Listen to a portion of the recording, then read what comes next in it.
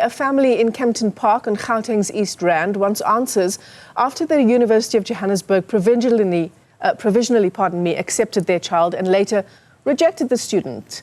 Nqobile Madlala is part of the matric class of 2024, which recorded the highest pass rate in the history of South Africa.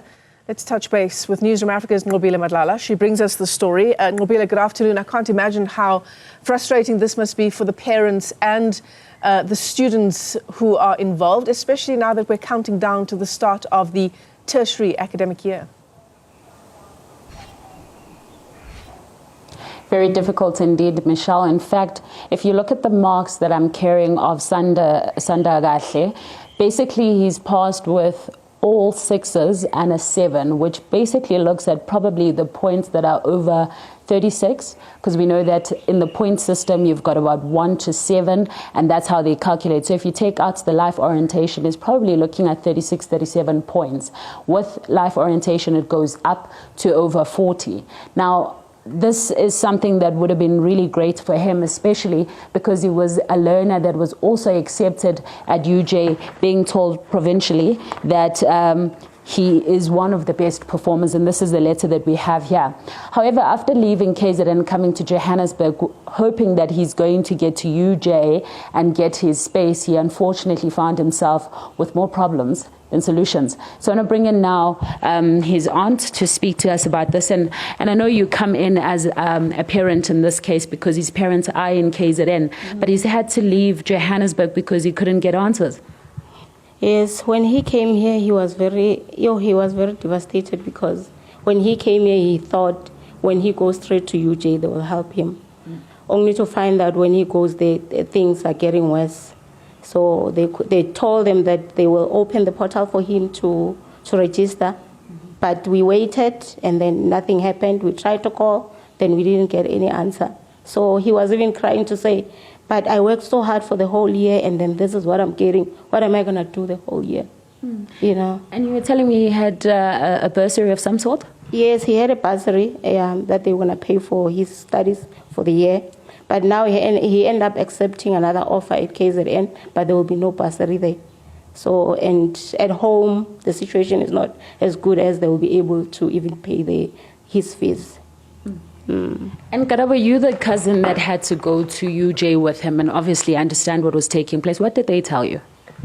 So when we went to UJ, since he got accepted, they've been trying to call to get him to register. When he got there, the whole point of the story was they told him that they would open the portal for him because he's one of the high achievers. But when we called later on, they told us that there's nothing they can do, and space was full. And our argument was that we've been trying to register ever since he got admitted. It's not something that we started at that very moment. And they were just like, there's nothing they can do and there is no space. And I think it's heartbreaking to see someone who works so hard for the whole year and this to be the result of it, because it's really discouraging to anyone, who's going into matric right now.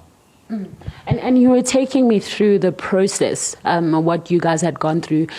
What was happening on the system? You said at some point it was giving you an error. Yes.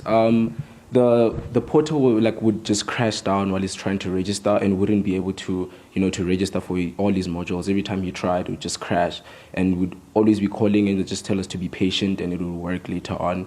But then this was the ultimate result, and it was really heartbreaking to see him go through that as a family member. So what was he going to study?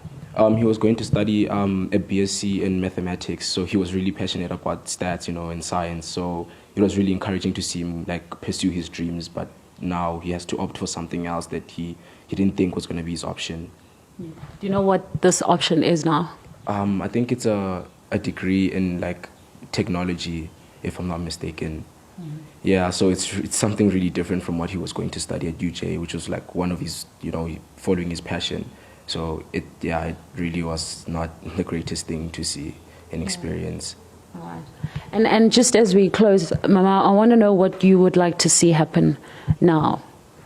So maybe what we can, I think it will be better if maybe UJ can just explain to us how they accept these kids and what can they do from here. Because even when you go through social media, you see a lot of kids that are complaining about UJ rejected them with good results. But we really don't understand what we need to do actually from our side.